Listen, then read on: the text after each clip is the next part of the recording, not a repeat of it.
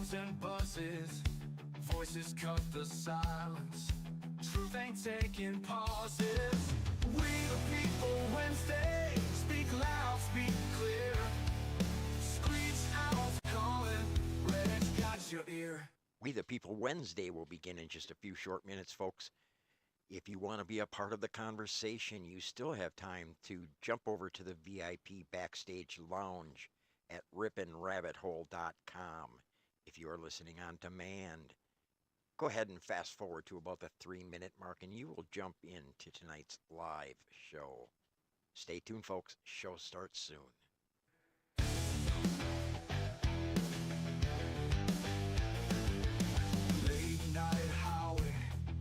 Headlights chasing dreams. The RiponRabbitHole ain't as crazy as it seems. Ain't no polished lines, just hearts and fire. We the people Wednesday. Speak loud, speak out, speak clear. Screech owls calling. Red's got your ear. RiponRabbitHole is a community-driven radio. At times the community comments may reveal prejudices and other beliefs that we or our sponsors do not condone. Views or opinions expressed by the community, callers, or guests, are those of the individual speaking and do not represent the views or opinions of this site. Ripon Common Sense content is intended for mature audiences only. Enjoy.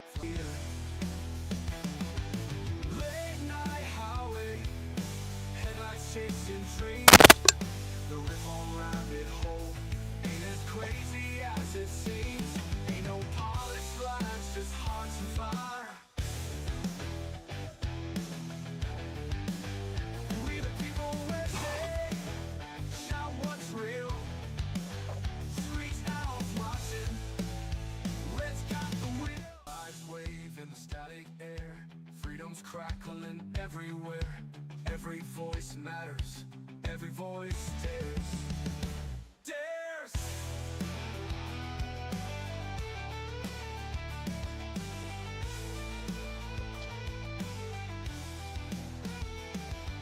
Late night highway, headlights chasing dreams. The RiponRabbitHole. Good evening and welcome to We the People Wednesday. It is Wednesday, April 15th. 2026. I am Screech. And I am Red. And we want to thank you, our co-hosts, for joining us right here on Ripon Common Sense Radio, where your voice will be heard around the world as we discuss hot topics, recent news, and new developments. If you are listening over on... Oh boy, I messed up already, Red. If you've dialed up We the People Wednesday, congratulations, you can declare yourself one of the We the People people. If you are listening on Rumble or on YouTube, please give We the People a thumbs up and hit that subscribe button so that you will receive notifications each and every time we go live. If you want to join the conversation, come on over to RiponRabbitHole.com. Click on the 24/7 tab in the taskbar. Scroll down until you see the Backstage. Click on the big red Enter Now button. Allow the permissives and join the fun. The Backstage Lounge is free and always will be. It's a great place to meet new friends and talk about anything that you want to. And we can speak from experience when we say that you will often find We the People people deep into the early AM hours. That's RiponRabbitHole.com. RiponRabbitHole.com. There are just a few very simple rules. Please remain respectful to others at all times. And raise your hand when you have something you want to say. But most of all, have fun, because this is a show for We the People. On another rainy day here in northeast Wisconsin, Red. It's been a rough week. It really has. It's, it just started raining here again, what, 15 minutes or, I guess I really haven't been paying attention. It's, I gotta turn my phone down because it's making noises. Good idea. I like to keep it up in case I get a phone call. Yeah. From who, the president? Yeah. But we've got a serious situation, folks, here in in Wisconsin, we've got some really serious flooding going on, and we're gonna dive into that tomorrow night. We hope to have some video, and hopefully we'll be able to speak to someone who's being impacted by this. We have small communities who are being evacuated more and more along the Wolf River Basin. We've got flooding very near our home, and it's happening all over, and it's just hold those people in your prayers, folks, that they don't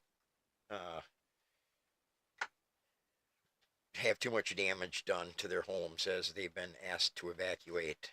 Yeah, because there's weird stuff, I think, going on. So there will be some infrastructure work needed because we've got roads and bridges that are collapsing. So again, tornadoes. I mean, it's just been a bad few days, and I think they're forecasting rain for a few days. yeah, And well, I mean, the notification I got on my phone yesterday is that today was going to be a good day, and well, here it's raining again. it didn't rain until a half hour ago, but Right. still, we don't need any more rain right now. No, we don't. And on a more personal note, I will ask all of our listeners to hold Red and her family in your prayers tonight. We received word last night that Red's brother-in-law passed away far too young, just under 60 years old, and wake up to that news. It not that it was totally unexpected. We knew that things were happening, but if you would just continue to hold Red and yet another death in the family. That's what it's about, Red, having people to pray for us and help us through these tragic times. Thank you. And like I said, it's Red's brother-in-law, Bill. He leaves behind a wife and two children and a grandson on the way that just a month, 6 weeks from now, he was expecting his first grandchild. And Yep. a little grandbaby never going to meet Grandpa. So it's sad, and we'll get through it as a family. But again, and now that I brought Red to tears, we'll try and kick off this show. So when you're ready, Red, you can jump in. Yep. But before we jump into tonight's topic, I do want to point out that we have some exciting news coming from the Harry Waite trial, and I want to just touch on that because tomorrow night we're gonna try and break down exactly what this means and what it could mean for Harry's case. But I will point out that Harry Waite and his attorneys filed a motion for a new trial that was filed on April 13th, so just a couple days ago was filed, and the judge will make a determination on that. And like I said, tomorrow night we're gonna dig into it a little deeper. And see what we can find out what this means. I think a ruling will probably come down before that June 2nd I hope so. sentencing. But And in the meantime, we're getting quite a bit of letters being sent in to the judge. and some well-written. A couple of people shared their letters with us, and I would love to they're- read that one, but it's not our and place to well, do that. and I maybe don't- we will at some point. We don't have to Okay. include anybody's name, but we will maybe tomorrow night, Red. Okay. We'll share that one with our listeners. Either or. But anyway, we'll be diving into that. But that's big news out of Wisconsin that, God willing, Harry's case will either be completely dropped and he will, or he'll get a new trial. But we'll find. We're gonna dive into it tomorrow night, along with these floods that are happening. Literally dive into it with the floods. Yeah. But tonight, folks, I wanted to talk a little bit about, as you know, we're gearing up for the midterms, and we've talked an awful lot about, what do we have a comment? Yeah, about the letters. Oh, Corey B says, my Aunt Lana got her returned sending, check the address, and is it was it- correct. That I think is for the email, Okay, not the letter, if I'm correct, because I think she sent a message and So for the record, Screech made a mistake. I know Yeah. it's hard for anybody to believe that he made a mistake, but he made a mistake when he put the email in the post. but that's been corrected now. So Yeah, the correct, not on the PDF that you sent out, but that's fine. All you got to do is add an S after Harry and before. Wait, that's all, because no, it's no, it's not. Harry. No, it's Oh, Harry's I'm sorry, Army. Harry's Army. So after the Y and before the A. But the email is harrysarmy2026@gmail.com for those who have struggled sending anything to us. Yeah, to let us Uh, know. Yes. So Anyway, the midterms are coming up, Red, and right now in Wisconsin, in Wisconsin, folks, the state legislature is made up of 132 members, 99 assembly members, and 33 senators. And right now, the Republicans hold a majority in both houses. right. In the assembly, they are 54 to 45, and in the Senate, they are 18 to 15. A majority. So both of these houses are within range of being a part of a trifecta that the Dems are really pushing for. And we've talked often, Red, you and I especially, we talked about selection over election and how frustrated we are when we feel like we're being handed a candidate. Yep. And And if that candidate is an incumbent, God forbid that you even think about challenging them. But you know what? If you're not doing your job, as far as I learned back in high school, that's what primaries are for. But keep going. right, and well, last year we had this case, Red, where we had, I believe it was between the Senate and the Assembly, we had about 25 people who were challenging incumbents Yep. or open seats because of the redistricting, where an incumbent from another district was sliding into a new district. Yep. So technically they were open seats, but we had Yep. like 25 people challenging those 25 incumbents. Challenging their legislator, and it's a Republican, and he's been kind of bashed publicly on social media, and he's not allowed to speak at any of the county parties. I think he may have gotten into one, and it's not even his own county party that he's a member Yeah, of. there's two of them up there that have been, and Oh, was it two of we're them? talking about Scott Hart, the incumbent, again this time around. Uh-huh. And there's two parties for sure that have really been giving him a complete. Yeah, and he's a member of one of them, and they're giving him probably the hardest time. Right. But we've always questioned how the candidates are given to us. Mm-hmm. And we often thought that it was the establishment or the state party. We weren't sure who's driving these candidates our way, but we know somebody is. Yeah. But we learned something recently, Red, Mm-hmm. that and I don't mean to call out just a couple people, but tonight I'm going to talk about two races. Mm-hmm. And it may be happening in more. But so what I can tell you folks before we go on is right now, and I believe these are accurate numbers as of right now, there are a total of 8. Oh, keep We're going. gonna, I'll wait assembly until you're done. 8 assembly reps who are not seeking re-election. Now remember, these are all just coincidences, people. Keep going. Well, I'm going to say it's not coincidence, but anyway, eight representatives are not seeking, assembly reps are not seeking re-election. 5 Republicans and 3 Democrats. In the Senate, there are, look at this, there are 7 Republicans who are not, oh, I take that back. I'm so sorry, folks. I'm looking at the wrong one. There are 7 assembly reps, Right. Republicans, who are not seeking re-election. And there are 5 senators not seeking re-election. I didn't know he wasn't. Okay. Yes, and there are 3 assembly Democrats Okay. who are not seeking re-election. But all 3 of them are running for different races. 2 of them running for state senate, 1 running for governor. Right. But it was brought, we've watched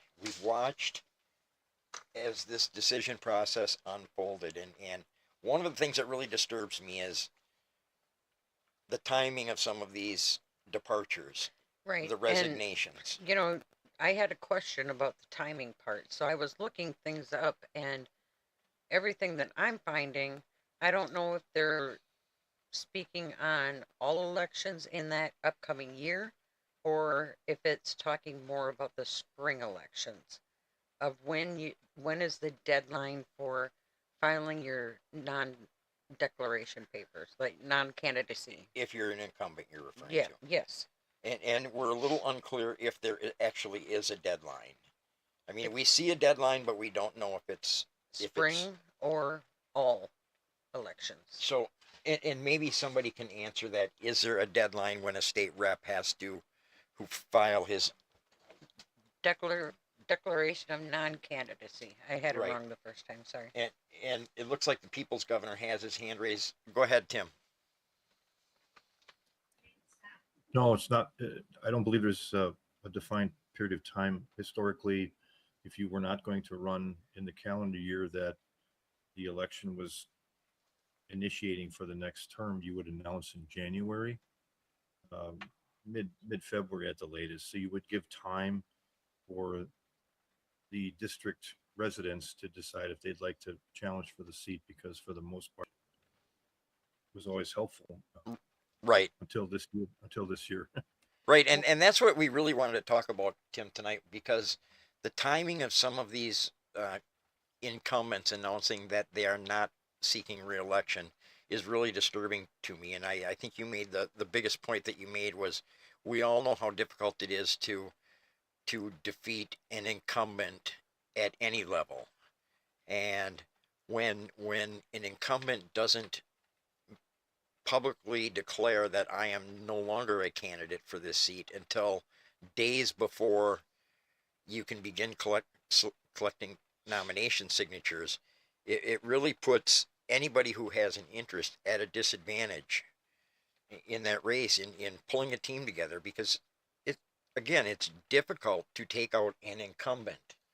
And we had two instances, one in the Senate, one in the Assembly, where the timing is really questionable to me. And I want It's just a coincidence. I'm gonna share it with you, and I want to know now, is this, do we have candidates now who are helping to pick their successors? And Or the establishment, which is basically the same thing, I guess.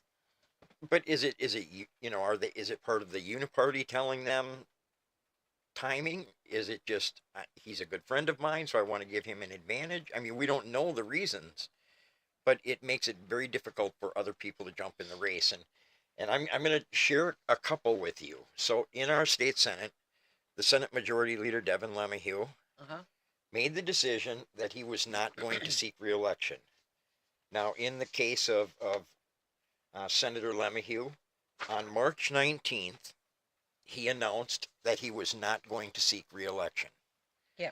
Now, I've seen that. there was a former assembly rep by the name of Amy Binsfeld, Which was redistricted out of her seat last term. right? So she didn't seek election in the seat she was moved into. Correct. She decided not to challenge whoever was there, and I'm not sure what assembly district it was. I'm not But she even sat sure. it out. But I will maintain that Amy Binsfeld, had Devin LeMahieu not chosen, had he chosen to run for re-election, I am confident that Amy Binsfeld understands how difficult it is to take out an incumbent, because she's been there. She would never even attempt it. She would not have challenged Devin LeMahieu. Nope. That's my They're that's like my two take peas on in a it. pod, so there's no reason for her to. But whether they're two peas in a pod or not, even if she were completely the opposite, Right. taking out the Senate Majority Leader, who's been in the seat now for several terms, would have been an uphill battle at best. Right. So I will maintain that she had no intentions of challenging him No, if he were running for re-election. I agree. He announced on March 19th that he was not seeking re-election. Correct. On March 20th, Amy Binsfeld had her team in place, a website built, and she announced her candidacy Yep, and filed all her paperwork and for that Senate Yep. district. Yep. With her, now she did have the advantage of having been an assembly rep. She probably had some of this in place already, you know, a campaign team. Yeah. but she was Turn not going on, to off challenge type thing. Devin Lemieux.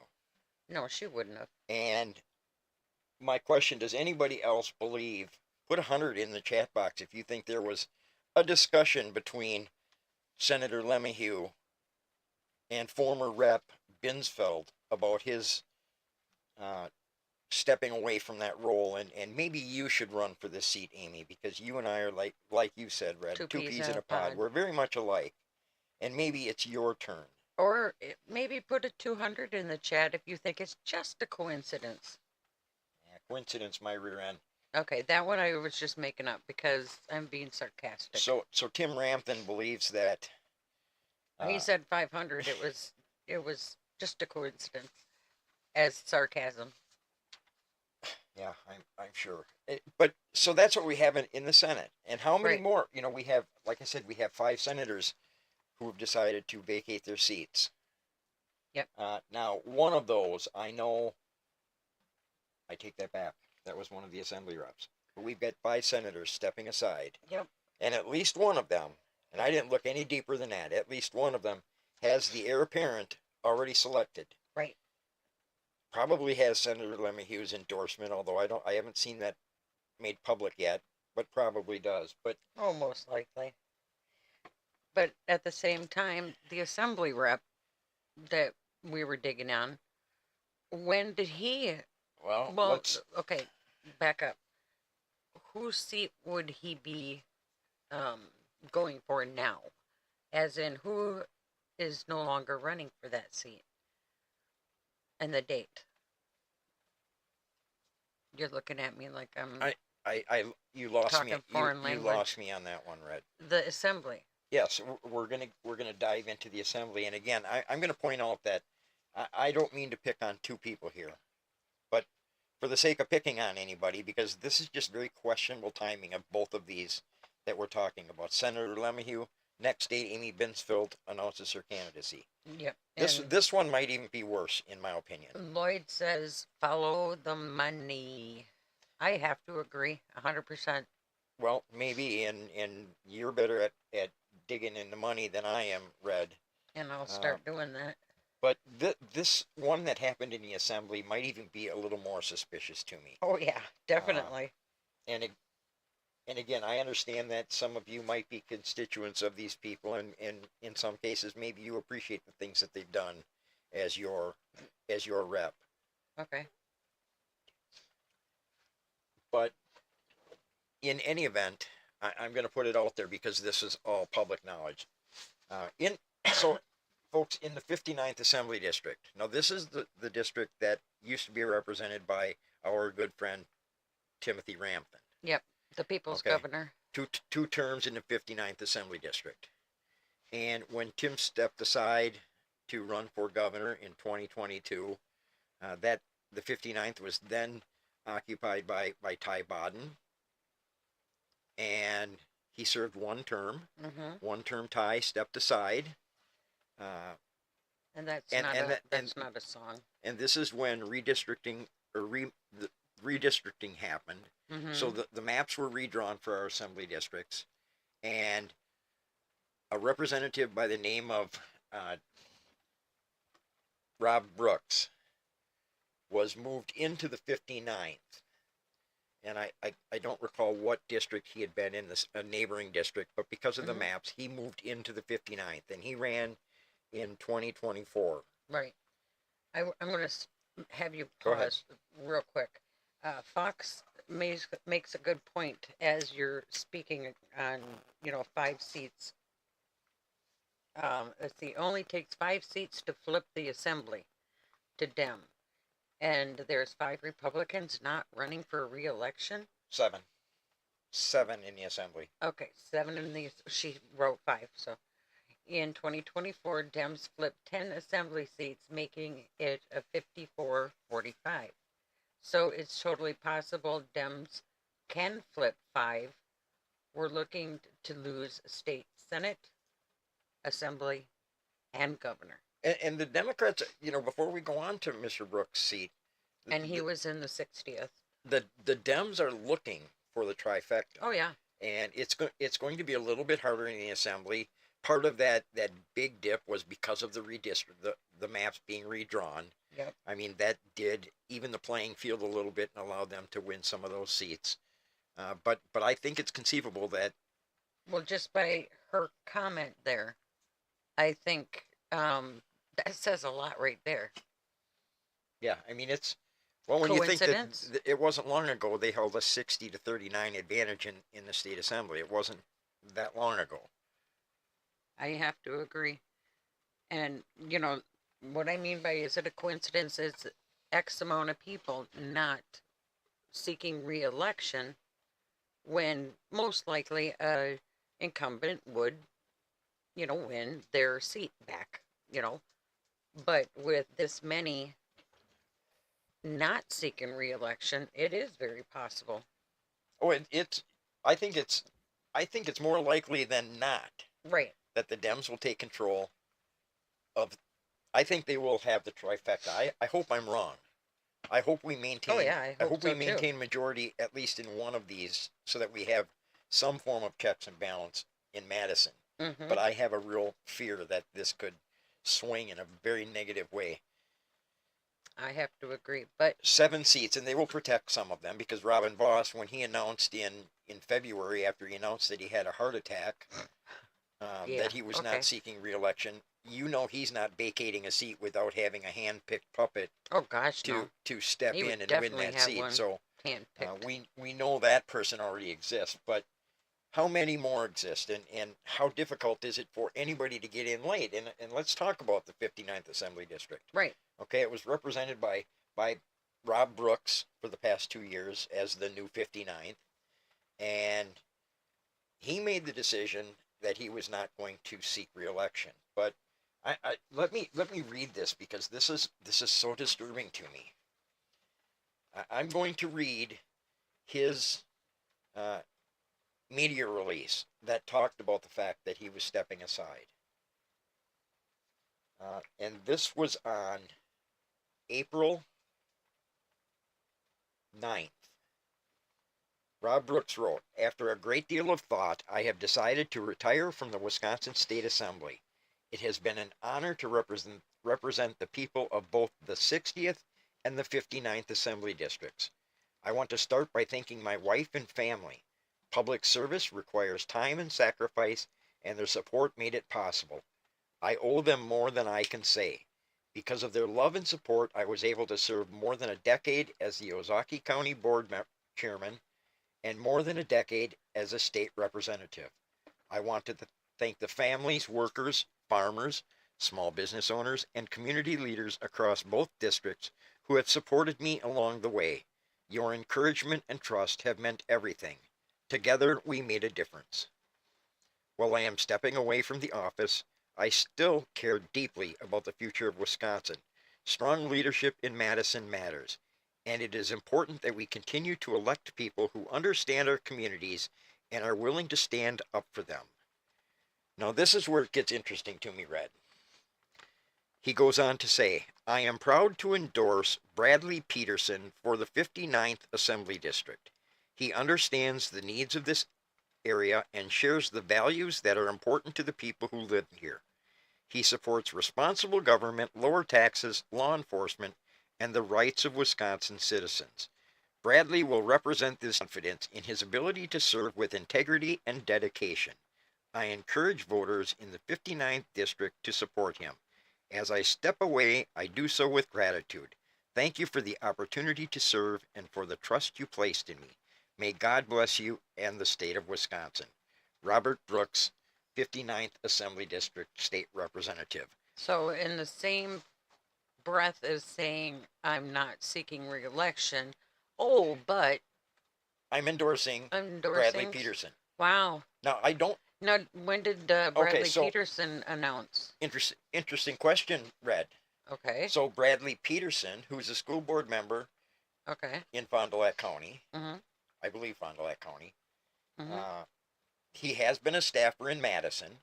So I guess that would be one of the connections that, What's Bradley's last name? The 59th AD. Ed is asking. Ed Perkins is asking.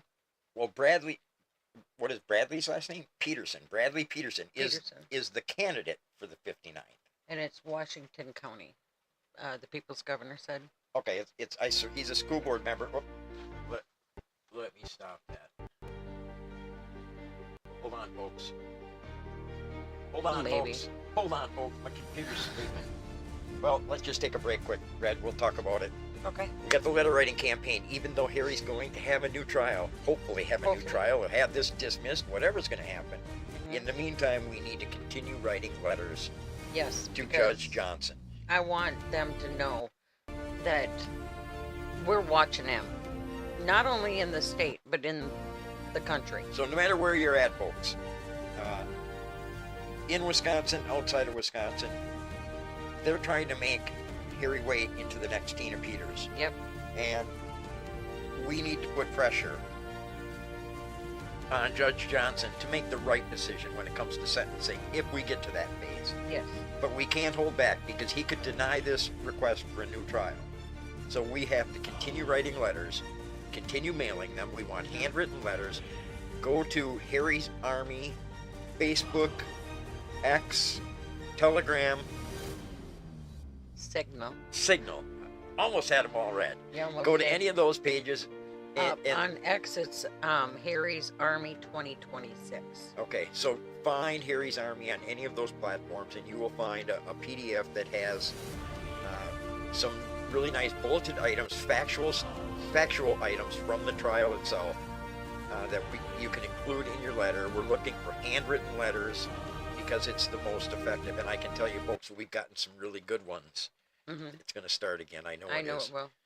We've had some really good ones that people have shared with us. Maybe it's not. It's okay, Red. I know. I'm just looking. But, we do not want anything like a chain letter. We do not want them to be copied and pasted. We want them to be your own words, your own feelings, your own input. The bulleted points are just examples of what you can use.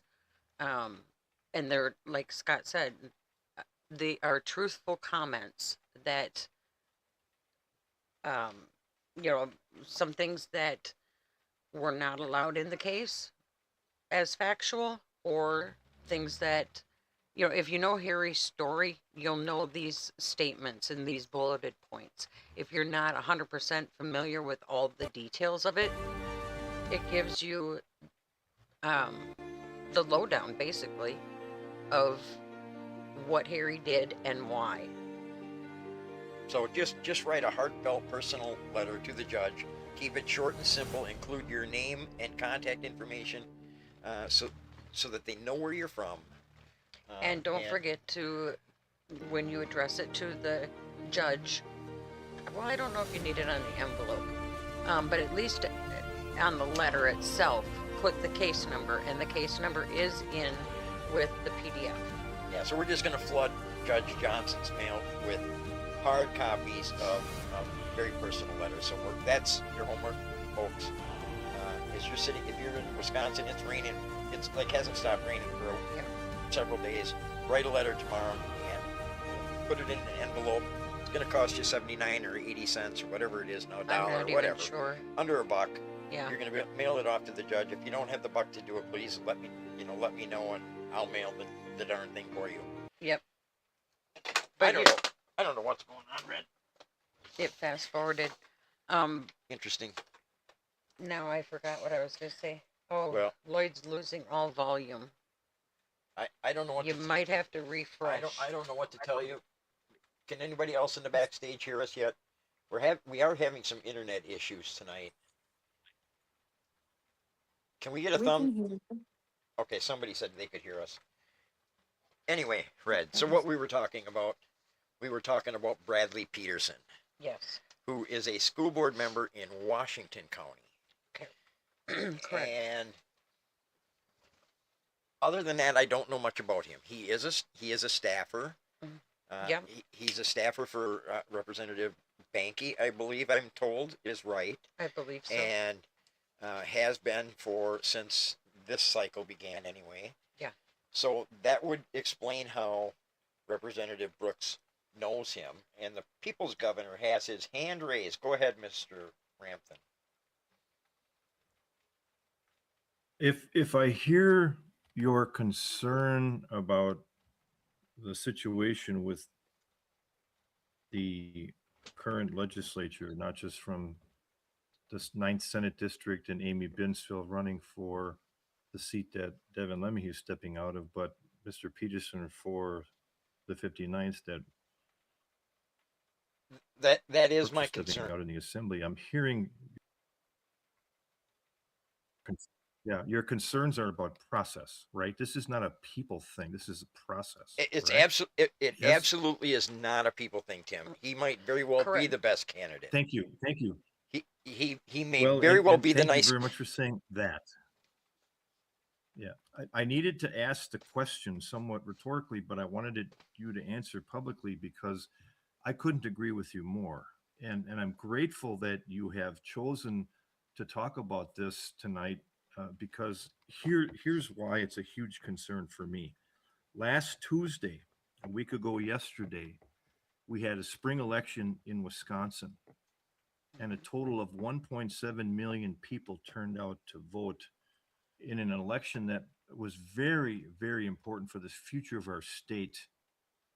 And 1.7 million people was less than half of a mediocre 3.7 million, which is about 2/3 of what should be turning out to vote every cycle.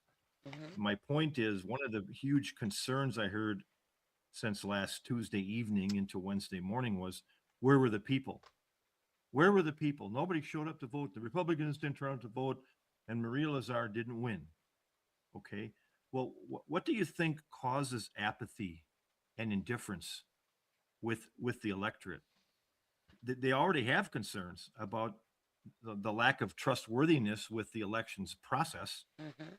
and now we're talking about positioning people to run, which is sort of okay, but it's sort of not, because in doing so, you're trying to set the stage to prevent other people from running, which eliminates the choice Exactly. for the voter. And if the voters don't have a choice, then why do we even have primaries? I mean, the whole merit and virtue of primary is to allow anyone and everyone who would like to serve the chance to serve.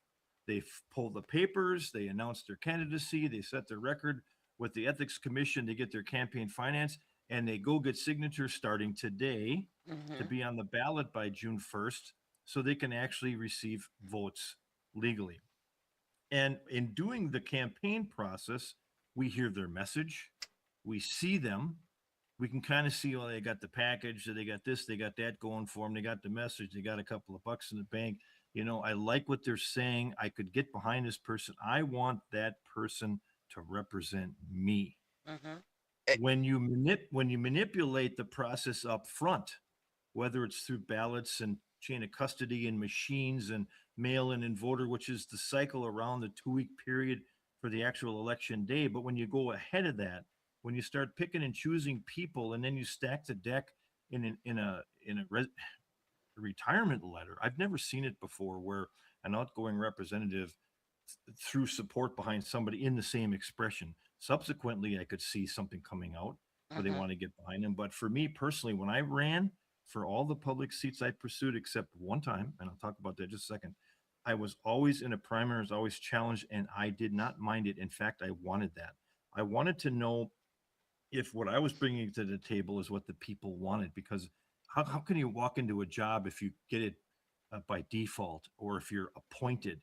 You're not being elected, you're being selected. And so you get in and you really don't know what you got in on, other than maybe you pull some strings and got some favors, but you're not earning it. You're not earning it. And that's why I never minded primaries, because if I win, hey, the people are behind it, and you go in stronger, and then iron on iron sharpens iron, right? So you come in with challenge, you come in when you earned it, you had to go in a debate, maybe perhaps you had to explain yourself to people at the door, but you had to earn it. And when you walk into something where it's given to you and you know in advance, and it's very clear there was some advanced knowledge here, with these two races that you mentioned, and probably more. Hmm. Um, that's in my mind, that's a disenfranchisement to the voter, because you're basically being told, here's the person we want you to vote for, and let's scare everybody else away by putting out a list of endorsements, which, by the way, any endorsement should not come before the signature petitions are completed and we actually know who's on the ballot, because then Exactly. you know who you can really pick to choose from. So the mechanics around the process of this, and I'm really glad you're talking about it tonight, is critical, because at the end of the day, if we start manipulating overall everything, the ballots, the election day part, and then go backwards into like now with the pre-work, even before the petitions are out, you're starting to select people to run. That's what turns voters off. And when you have voter disengagement, you affect the entire ballot. So if Exactly. you're concerned about any of the constitutional offices, if you're concerned about any of the Senate offices or the assembly offices, and you've got manipulation of process and people are being turned off to engage, you're going to lose other seats too. So what the body should start to realize is the damage that they're causing by trying to manipulate the process in advance for whatever reason, for favor, for preferential treatment. Maybe they want to keep it streamlined down to one candidate. We got that going on with the governor's race right now. Essentially, there's Hmm. 4 people currently listed as registered to run for governor, but there's only one that's actually has a chance to get there at the current stage, by the way. And what does that do to the electorate? Well, why do I care? Why do I have to vote? So and so is going to get the nomination. Why do I need my vote? Doesn't matter.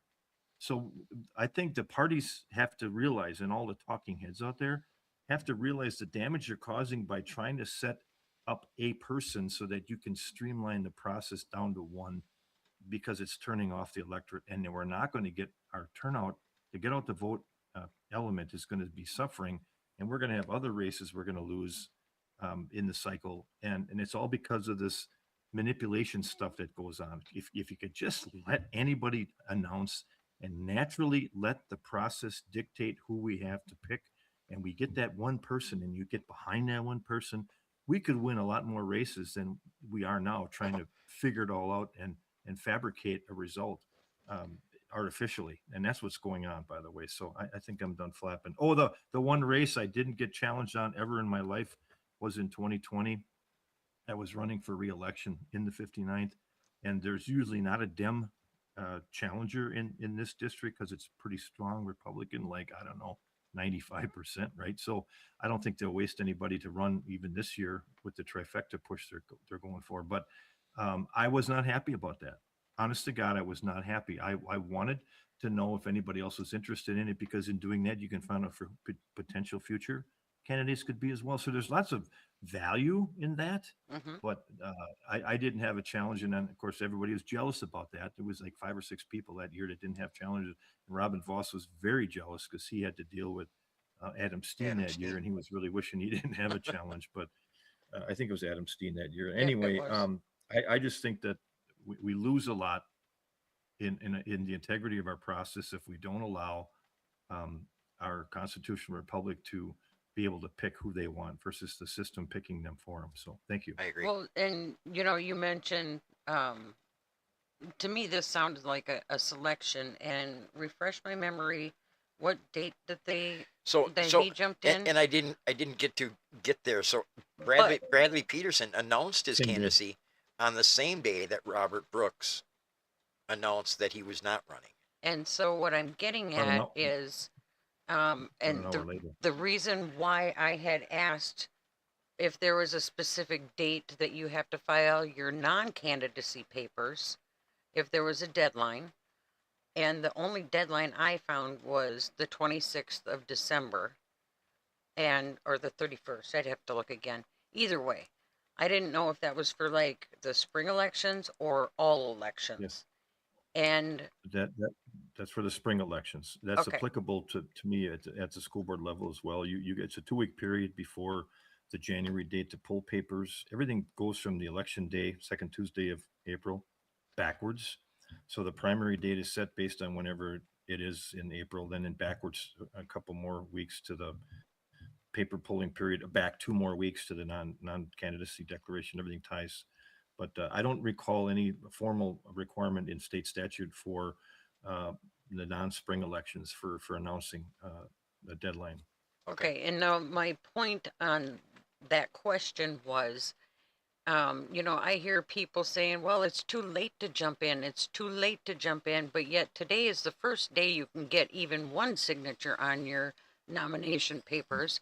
So therefore, Mr. Johnson jumped in.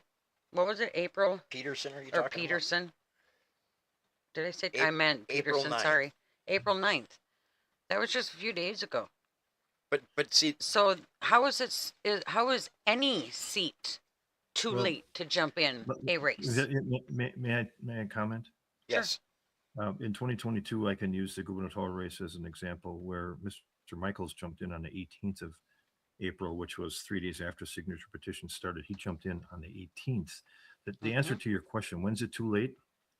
June It's 1st? too late on June 1st if you don't have your signature petitions in for the respective seat. Now, for an assembly seat, you need more, 200 or more. The further away you get from 200, the better chance you have of somebody not, filing a complaint on some of your signatures. And if you fall below 200, you can't be on the ballot, right? So they try to look for buffers. At the assembly, it's 200. At the Senate, it's 400 minimum. And in the constitutional offices, they're all 2,000. And if you fall below those numbers, you can't be on the ballot either. But the answer to the question, when's it too late? By June 1st. And you don't have to declare. You just have to have a campaign finance record set the day you start to campaign, which is an expenditure related element for gas or whatever, mileage, maybe for food.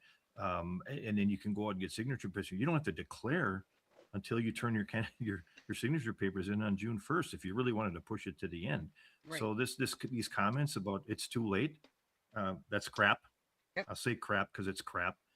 It's never too late to do the right thing, and right person, right role, right time should not be limited by subjective opinion on time frame, especially from people who don't really ever do it or know how it works. Now, Tim, would you agree with me or not that when an incumbent declares on April 9th that he's not going to seek re-election, and in his retirement letter hands an endorsement off to someone he's going to support, and I don't have a problem with that necessarily, other than the fact that it's all done in the same day. And now, if there was somebody else in the 59th who, had they known that Brooks was not going to seek re-election, maybe they would have said, Hey, yeah, it's an open seat. I can get in this now because I can't take out an incumbent because it's difficult to do. So, but with an open seat, I would maybe have an interest in it. But now he sees, well, not only, okay, now it's an open seat, but the incumbent has already endorsed somebody, and we're less than a week away from collecting signatures. And I agree with you. You're not late until June 1st, but would you agree that this could maybe dissuade someone else who had an interest maybe in an open seat situation from throwing in? I absolutely. I think that's why it was done that way. Now, I like both individuals. It's not about Rob and Brad. It's about execution of process. It's about preventing what could be. And what could be is, to your point, Scott, the possible consideration from other people within the 59th district who would like to give running for office a shot too. They're reluctant to do it with open seats. And by the way, for whatever it's worth, in 2024, when those 25 people ran against seated individuals, whether they were being redistricted or not, that was courageous. It was proper. And it was more of what we should be doing all the time, every cycle, because that's what our founding fathers set these up for. Every 2 years, it's the representative levels. In Wisconsin, it's the assembly, the reps, and in Congress, it's the House of Representatives every 2 years. Why every 2 years? Because those are the people closest, those are the individuals closest to the people.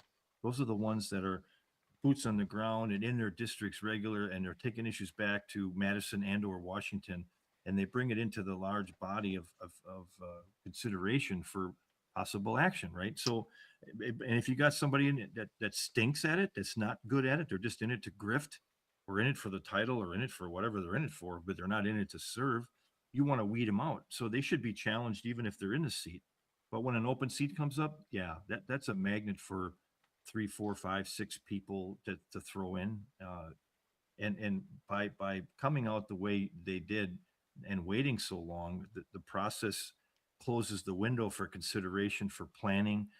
It's a big decision. It's an emotional decision. It's a functional decision, financial decision. I mean, you don't make those in short notice in a couple of days when it's clearly evident that the people involved in these two having websites all created the same day the resignation comes out or the retirement message comes out. Everything's all scripted and orchestrated. It's a bad look, guys. For me, it's a bad look. Yeah, it kind of stinks. It stinks on running for public office, and it shies good people away from trying. So yeah. Right. And again, I'm not suggesting that Bradley Peterson is not the right man for the job, but I would encourage anybody, if you live in the 59th, don't let this prevent you. If you had an interest in serving the people of the 59th, don't let this stop you from throwing your name in the hat. There's still plenty of time to get signatures, to develop a campaign team to do that.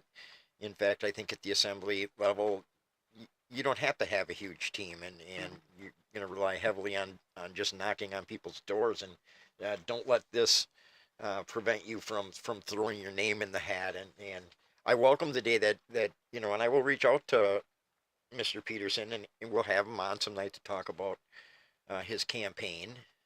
And if anybody steps up, I would welcome them to come on as well and talk about their campaign for the 59th. But it just stinks to me, and it just reeks of an orchestrated plan to have the heir apparent ready to go, and I don't like it. No, I don't like, because to me, when you, and I'm going to speak specifically on this letter just because it's a retirement speech, and then, or letter, sorry, and then it's an endorsement at the same time.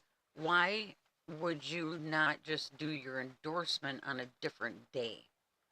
If they want to declare the same day, that's pretty coincidental to me, but that to me tells me don't bother trying to run for this seat, because the incumbent has already picked somebody, and therefore these people would see that and think, well, he's got to be good. We elected him, so let's elect this one. Maybe I'm saying it the wrong way, but I know what I'm trying to get out. But at the same time, like you said, don't let it stop you from wanting to run if that's what you choose to do. And I don't know either one of them, to be honest. No, I don't either. I And I'm not saying they're good. I'm not saying they're bad. I'm just saying it's odd. Now, we can rely heavily on Tim, because Tim knows both of them Correct. very well, And I trust Tim. and we do. But again, it's the way it all worked out that has me concerned about it. Just because I want there to be selection for people, and I think selection You want an also election for the people, not a selection. holds people accountable. Yes, I want either. What, Did- Red? Can I jump in? Sure. Absolutely. And then Corey, you're on deck after Mr. Rampton. Just a real quick comment. The opportunity to select somebody helps the engagement level of the electorate. We did not have an engaged electorate last Tuesday, and we're one more step in the hole on our Supreme Court majority. Now it's 5-2, and that's going to be for the next 10 years. So we have a problem, and so I'm concerned about the primary turnout, and I'm concerned about the general in November. If we continue to give the people the impression that everything's a done deal and you're not needed, essentially, then they're not going to show, and we're going to have issues with numbers, and our numbers aren't going to be where they should be. When Trump ran in 24, make it too big to rig. Yep. Why did he say that? He wanted to flood the zone with people and numbers to make it hard. Volume will help every election, And we're setting this process up to hurt that ability. And that's the biggest concern I have. It's a process issue, not about people. These are good guys, and that's not it. It's about the process and how it looks. The perception of what you're doing sending messages to the electorate, and then you yell about people not turning out to vote. You can't have it both ways. Right. And that's my stance. And Tim, I want to appreciate or thank you for your input, because I probably was leaning toward people rather than process.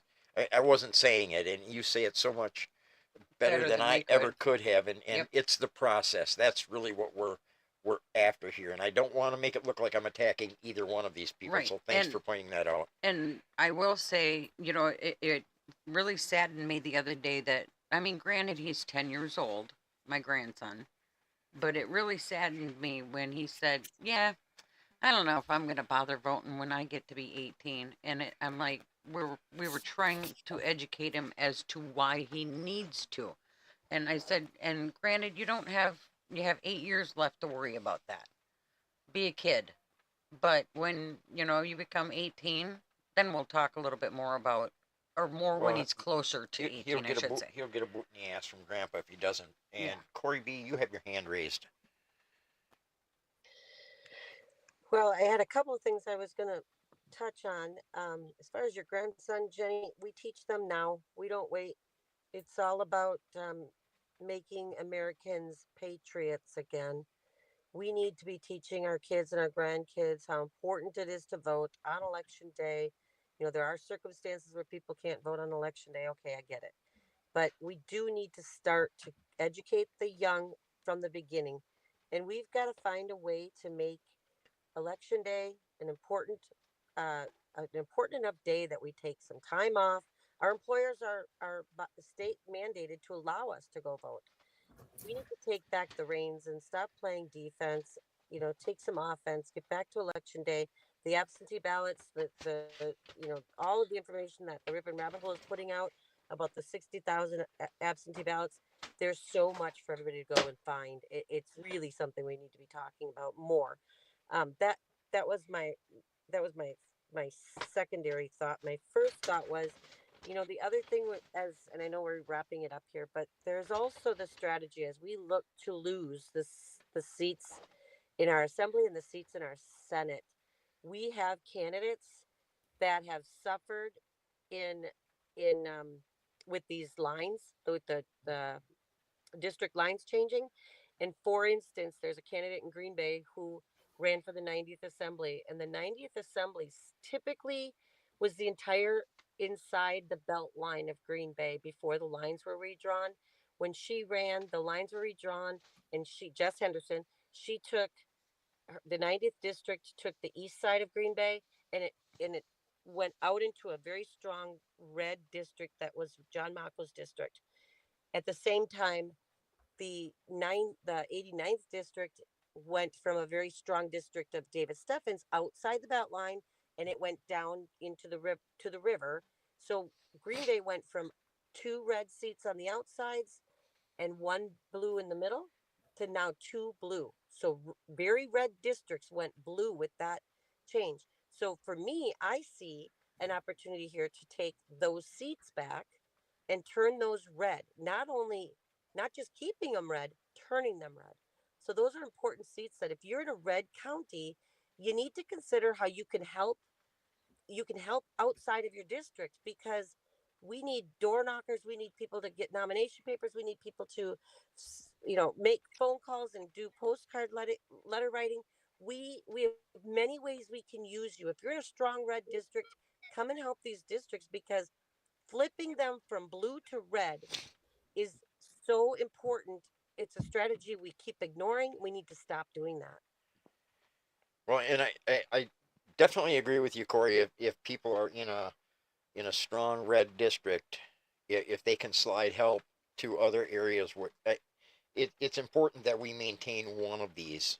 We can't let the Dems have the trifecta. Nope. We just can't allow it, because we are in a world of hurt. I mean, we're already going to be in a world of hurt if we lose 2/3, but it's going to be ugly if we're So we have to find the seats we can protect and make sure that we, come out of November 11th with no less than 50 in the state assembly. Mm-hmm. Ed, you have your hand up. Excuse me, you have your hand up. Go ahead, Mr. Perkins. Yeah, thank you. My comment may be a little bit different. Every campaign over my many years that I've been involved with, some of you know I did run for the state senate. There's always problems. There's always obstacles. There's always incidents of very great discouragement. The fact is, in spite of, there are problems with the process. I wouldn't argue that. But fundamentally, the answer still lies in the hands of the people. And what concerns me, like I would say with the Lazar election, very early in her election, what I heard and repeatedly heard was, especially from Republicans who were in leadership positions, some legislative, some outside the legislature, she's not going to win. And when we have our leaders saying that, and then the leaders are coming back and asking the people, get out and, make phone calls, get out and do door to door, do this, do that. And now they're hearing at the same time from those leaders in different venues, she's not going to win. That is a dangerous recipe for failure. Because when the leaders, even if they believe that, they should be wise enough and smart enough, in my opinion, to realize the more they speak to the difficulty or maybe the impossibility, the more they have defined what's going to happen. So we must hold, a fundamental belief in we the people in the vote, and try to retain a strong positive attitude in the midst of the bad stuff that we're faced with, and let it not overshadow our own spirit and our own ability to persuade people. We've got to, in the midst of the worst of battles, the last thing you want to do is quit fighting. You've got to maintain a strong fight, because otherwise, yeah, you're doomed. So, as I look forward, there are certain things that I'm more optimistic with in this election than previous. There is a very strong growing understanding of the fact that we have serious problems with election integrity issues. That's helpful. Harry Waite's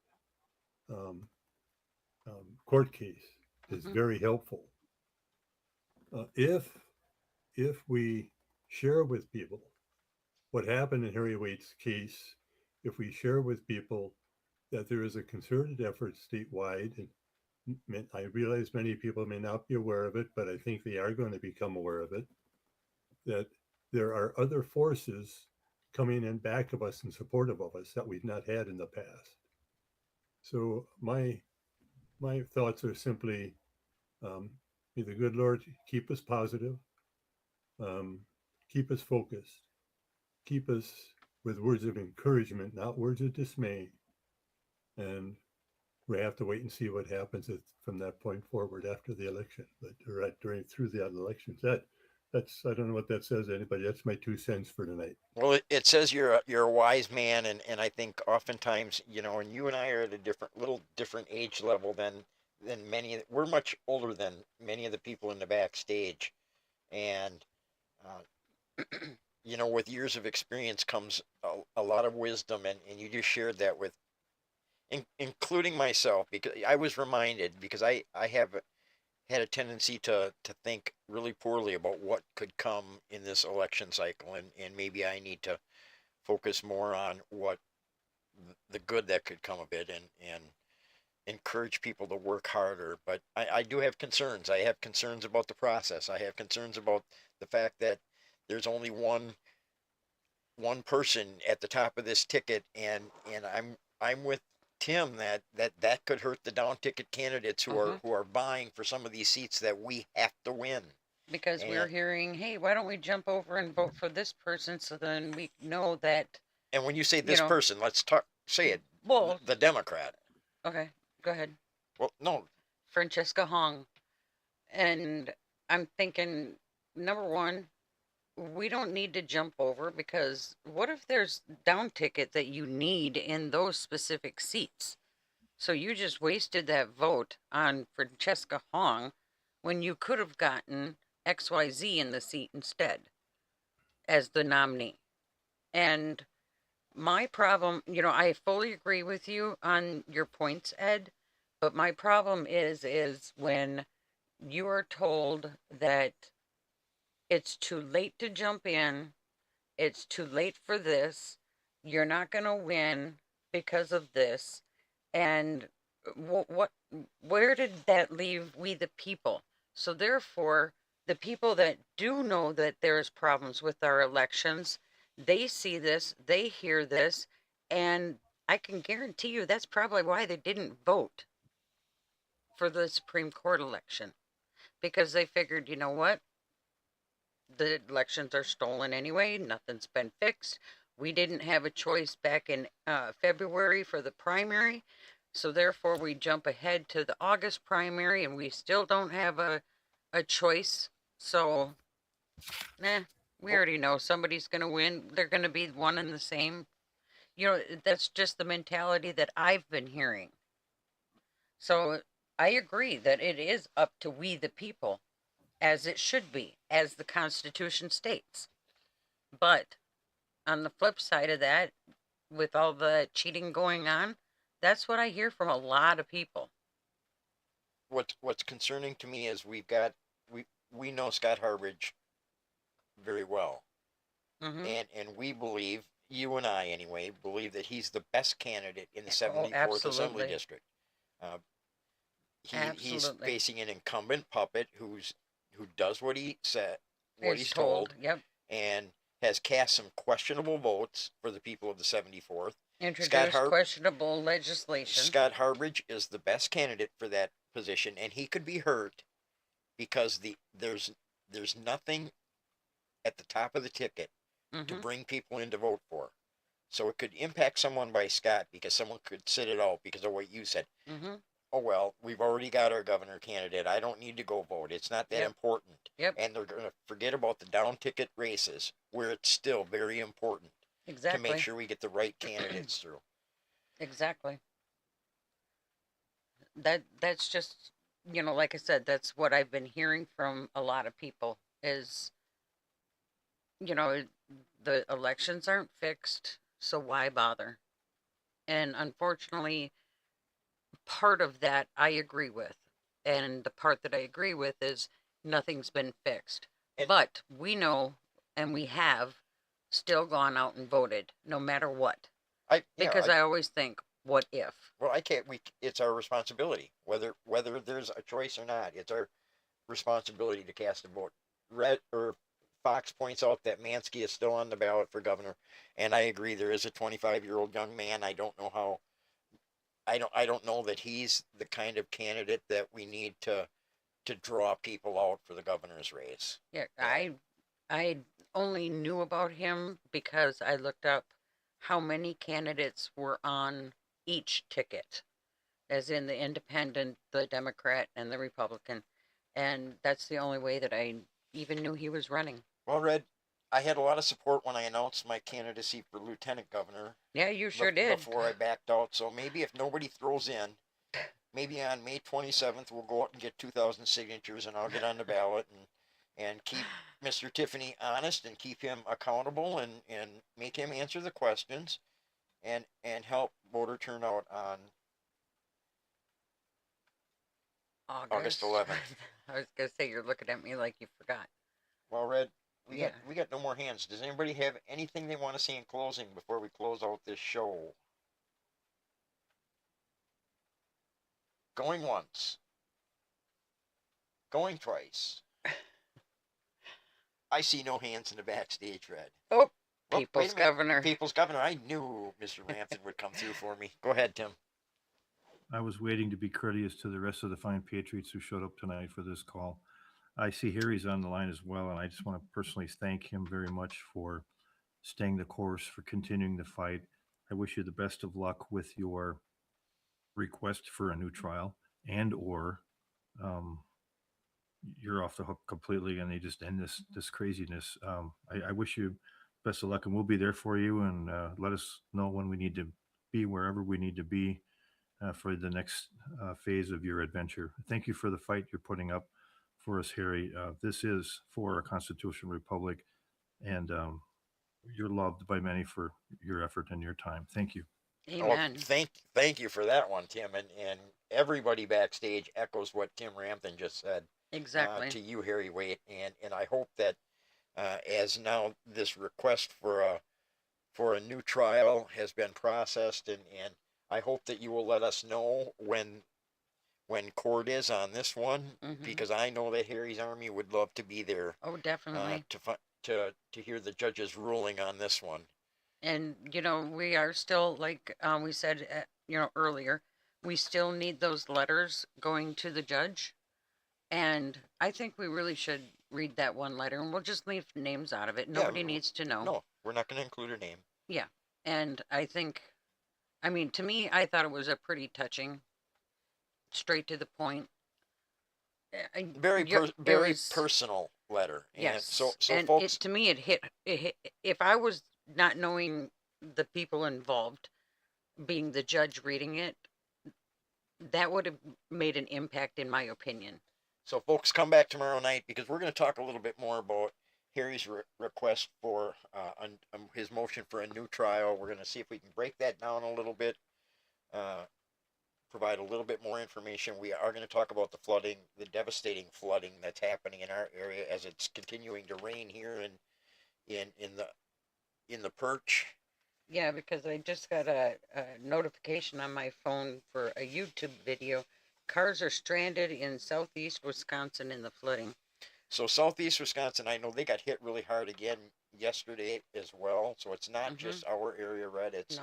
We're kind of in between. We've been pretty fortunate where we are, other than some puddles in our yard. Knocking wood. We don't have a lot of, we don't have flooding where we are right here. Not like last year. But just north of us, there's flooding. And of course, that Wolf River Basin is a complete mess. People out of their homes tonight in some cases. And some people, in some cases, they can't even get home from their job because of the flooding. Yeah, we heard one area, one town, they're shutting down a bridge, and the road on the other side has already been shut down, and people are stranded basically at their work. Yeah, and they were like, well, why didn't they tell us? We would like to get home, and that's the only way to get home. So I hope moving forward, I hope there's a little better execution of those warnings, so that people have time to get home to their children and their pets and their husbands and wives and whatever. But we'll talk about that a little bit tomorrow. Right. And hopefully we're going to grab some video of our own, maybe in the morning, from some of those areas. And we're going to talk about Harry. Yeah, and if you want to come back, we'll read one of the letters, and maybe I'll give you some direction on where you can go with your letter. Yes, because, like we said earlier, we got the bulleted points of factual information that you could use, whereas this person, you have to listen to it, because I'm not even sure if they used any of the actual bulleted points. No, I think it came pretty much straight from the heart. Yep. So with that, Red, we're gonna tap out for the night. Yep. Because and folks, just so you know, in the middle of this show, I got a message from Red that, my gosh, there's a spider the size of a paper plate on the wall in the studio here. So that's why you heard the little whack on the wall. I went 3 rounds of the spider, but I took it out. And anyway. Sorry, I don't like spiders. Anyway, And you act like I do, Red. Well, you're the man. You have to. I was about as afraid of that spider as you were. Well, if I would have done it, you would have heard more screaming versus just a whack on the wall. And they didn't want to listen to screaming. No. Anyway, tomorrow night, Tin Hat Tuesday. Thursday. Didn't have Thursday. Oh, I forgot that we switched from Tuesday to Thursday. That was See, a long time ago. it's been a long day. It has Trust been me. a long day. And it's going to be an early morning, so. Yes, I'm really not looking forward to that. Anyway, tomorrow night, Thursday, Tin Hat Thursday, 8 p.m. Friday, 8 p.m. RiponRabbitHole Live. With AJ the Ribbon Rabbit. I didn't get to finish, but yes. And Sunday, Backstage only, 2 or more gathering. Did I say time? 10:30 a.m. And Red, I'll reiterate, please hold the people who've been impacted by the floods in your prayers, and please hold Red's family who suffered another loss, devastating loss, someone far too young. And Yeah. tell your loved ones you love them, because, folks, you just never know. No, you don't. Because it was too early for Bill, and just tell your loved ones that you love them. With that, Red, We're gonna stop wasting everybody's time. because we've got a republic to save. Have a good night, folks.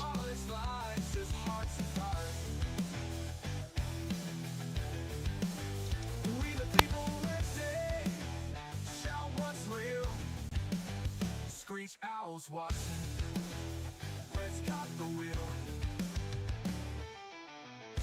Flags wave in the static air, freedom's crackling everywhere. Every voice matters, every voice